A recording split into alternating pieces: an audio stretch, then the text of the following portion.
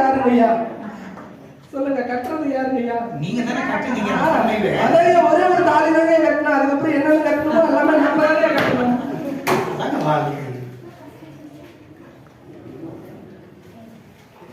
இது பரவாயில்லையா?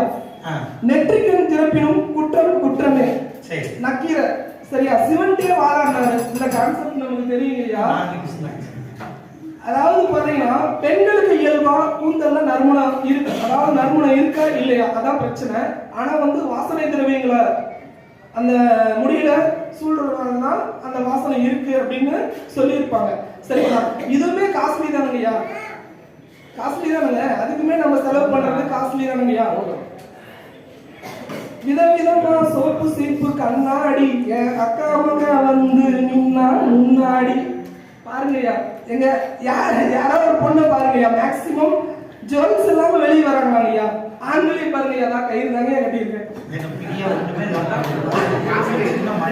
பாசகையாங்க